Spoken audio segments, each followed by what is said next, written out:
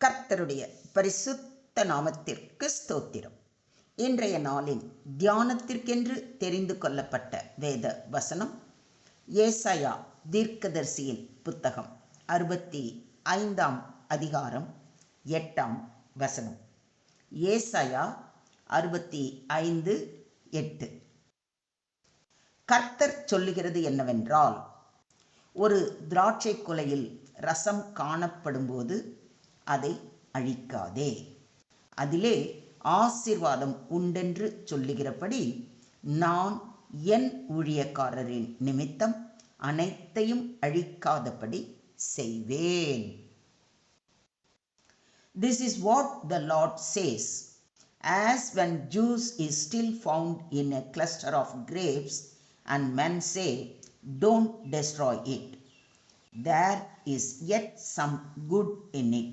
So will I do in behalf of my servants. I will not destroy them all. ஆண்டவர் கூறுவது இதுவே: திராட்சை குலையில் புது ரசம் கிடைக்கும்போது அதை அழிக்காதே, அதில் ஆசி உள்ளது என்பார்கள். அவ்வாறே என் ஊழியரை முன்னிட்டு நான் செயலாற்றுவேன். அவர்கள் அனைவரையும் அழித்துவிட மாட்டேன். ஆமென்.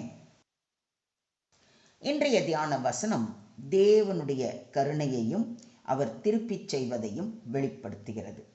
பழைய காலங்களில் திராட்சை பழங்களை பிழிந்த பிறகு மீதமுள்ள திராட்சை அடர்த்தியான ரசத்துடன் இருக்கும். சில நேரங்களில் அந்த மீதமுள்ள பழங்களிலும் இன்னும் சிறிது சாறு இருக்கும் என்பதால் அதை உடனே அழிக்க மாட்டார்கள்.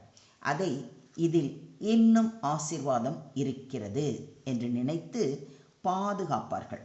அதே போல தேவனும் உத்தரவாதமாக கூறுகிறார், இஸ்ரவேல் ஜனங்களில் அனைவரையும் அழிக்க மாட்டேன். சிலரினாலாவது, அதாவது மிச்சமுள்ளவர்கள், ஆசீர்வாதம் உண்டாகும். என் உண்மையான ஊழியக்காரர் சிலருக்காக நான் கருணை காட்டுவேன் என்கிறார். இங்கு தேவன் மிச்சம் என்ற எண்ணத்தை வெளிப்படுத்துகிறார். பாவமுள்ள ஜனங்கள் இருந்தாலும் முழுவதும் அழிக்காமல் சில விசுவாசிகள் மற்றும் உண்மையுள்ள ஜனங்களை பார்த்து கர்த்தர் மீண்டும் ஒரு ஆசீர்வாதத்தை கொடுக்க திட்டமிட்டார். மிச்சம், ரெம்னன்ட், இஸ்ரவேலுக்கு மிகவும் முக்கியமானது. நோவாவின் காலத்தில் அவன் குடும்பம், லோத்தினுடைய காலத்தில் லோத்தும் அவன் குடும்பமும் காப்பாற்றப்பட்டது போல ஏசாயாவின் காலத்திலும் ஒரு மிச்சத்தை கர்த்தர் காக்கிறார். இங்கு வேதத்தில் திராட்சை சாறு ஆசீர்வாதத்தின் சின்னமாகும். ஆதிக்கம், சந்தோஷம், பரிபூர்ணத்துவம் ஆகியவற்றை குறிக்கிறது. தேவன் ஜனங்களில் இன்னும் நல்லவர்கள் இருப்பதை தன் கண்களால் காண்கிறார். தேவன் நம்முடைய வாழ்க்கையிலும் இப்படி செய்கிறார். நாம் முழுமையாக தகுதி அற்றவர்களாக இருந்தாலும் சில நேரங்களில் நாம் செய்யும் நற்செயல்களை நினைத்து கருணை காட்டுகிறார். சிலருக்காக அனைத்து ஜனங்களையும் காப்பார்.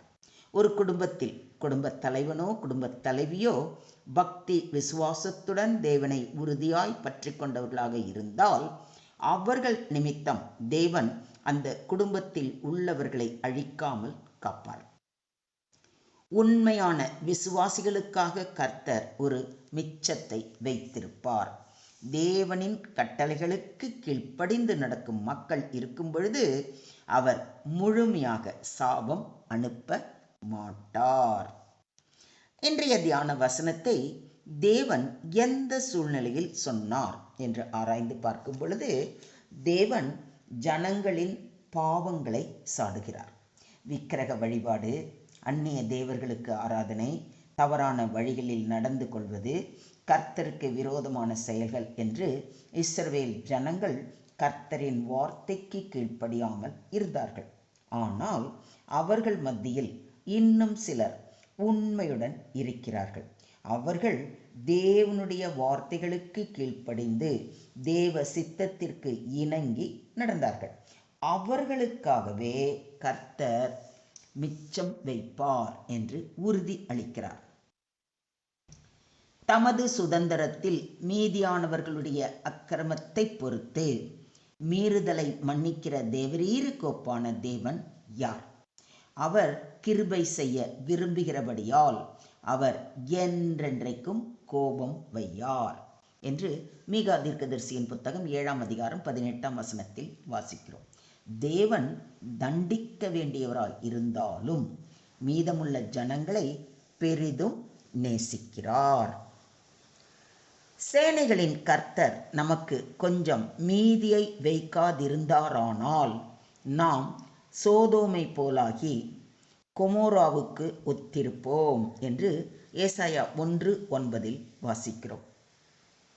தேவனுடைய கருணை, கிருபை, இரக்கம் இல்லை என்றால் நாம் முற்றிலும் அழிந்திருப்போம். மிச்சமுள்ள திராட்சை குலை என்ற தலைப்பில் வாசித்த ஒரு சிறு கதையை இங்கு உங்களுடன் பகிர்ந்து கொள்ள ஆசைப்படுகிறேன். கேளுங்கள்.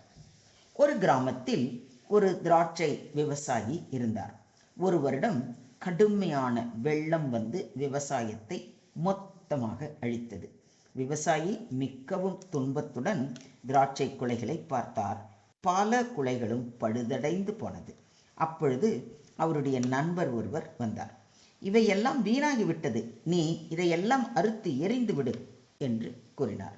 ஆனால் அந்த விவசாயி, இல்லை, இந்த சில திராட்சைகளில் இன்னும் சாறு இருக்கிறது, இதிலேயே நான் கொஞ்சம் திராட்சை சாறு தயாரிக்க முடியும், இதை அழிக்கக்கூடாது, இதிலே ஆசீர்வாதம் இருக்கிறது என்று கூறினார். இதிலே ஆசீர்வாதம் இருக்கிறது என்று அந்த மிச்சமுள்ள சாற்றை எடுத்து பிழிந்து அவர் சிறிய வியாபாரமாக தொடங்கினார். சில ஆண்டுகள் கழித்து அவர் கிராமத்தில் புகழ்பெற்ற திராட்சை சாறு தயாரிப்பாளராக ஆனார். இந்த கதையிலிருந்து நாம் கற்றுக்கொள்ளும் பாடம், மக்கள் வேண்டாம் என்று நினைக்கும் விஷயத்திலும் தேவன் இன்னும் ஆசீர்வாதம் காண்கிறார். அழிய வேண்டியதை விடுத்து விட்டாலும் தேவன் அதை ஆசி ஆக்குகிறார். தேவனுடைய பார்வை மற்றவர்களை விட வேறுபடும். உலகம் பழுதானது என்று சொன்னாலும் தேவன் ரசம் இருக்கிறது என்று சொல்கிறார். தேவன் உங்கள் வாழ்க்கையிலும் இன்னும் சாற்றை பார்த்து ஆசீர்வாதம் அளிக்கிறார். பாவம் அதிகமாக இருந்தாலும் தேவன் சொல்கிறார், அதில் உள்ள என் ஜனங்களுக்காக முழுவதும் அழிக்க மாட்டேன் என்று. தேவன் உங்களுக்காகவே அழிவை தடுக்கிறார். தேவன் உங்களை ஆசீர்வாதத்தின் கருவியாக மாற்றுவார். தேவன் எப்பொழுதும் மிச்சம் மூலமாகவே வல்லமையை வெளிப்படுத்துகிறார். நீங்கள் ஆசீர்வாதத்திற்கு சாட்சிக்குமான கருவியாக மாறுவீர்கள். எனவே பரிபூர்ண விசுவாசத்துடன் அவர் பாதம் பணிவோம். ஸ்தோத்திரம் ஆண்டவரே, ஸ்தோத்திரம் கர்த்தாவே, ஸ்தோத்திரம் ஸ்தோத்திரம் ஸ்தோத்திரம். கருணை நிறைந்த இரட்சகராகிய கர்த்தரே, உம்முடைய வசனம் வழியாக எங்களுக்கு இன்று அழகான பாடம் கற்றுக் கொடுத்தீர். நாங்கள் பல நேரங்களில் எங்களை தோற்று போனவர்களாகவே எண்ணிக்கொள்கிறோம்.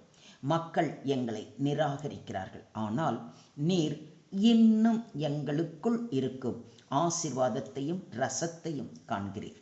கர்த்தாவே, எங்களையும் மிச்சம் என்று கருதி தக்க வைத்துக் கொள்ளும் கிருபை தாரும். பாதிக்கப்பட்டவர்களுக்கு கருணை காட்டும் இருதயத்தை எங்களுக்கு தாரும். நாங்கள் உம்முடைய ஆசீர்வாத கருவிகளாக இருக்க கற்றுக்கொள்ளும் வகையில் எங்களை வழி நடத்தும். எங்கள் குடும்பங்களிலும் சபைகளிலும் நாங்கள் வாழும் ஊர்களிலும் உமது ஆசீர்வாதம் தங்கி எங்களை பார்த்து இதிலே ஆசீர்வாதம் உண்டு என்று சொல்லும் கிருபையை தாரும். எங்களை முற்றிலுமாக தாழ்த்தி உம்முடைய கரங்களிலே எங்களை ஒப்பு கொடுக்கிறோம். நீங்க பொறுப்பெடுத்துக்கோங்க, நீங்க வழி நடத்துங்க. எல்லா துதியும் எல்லா கனமும் எல்லா மகிமையும் ஒருவருக்கே செலுத்துகிறோம். மீட்பர் இயேசுவின் மூலம் ஜெபம் கேளும் எங்கள் ஜீவனுள்ள தகப்பனே. ஆமென்.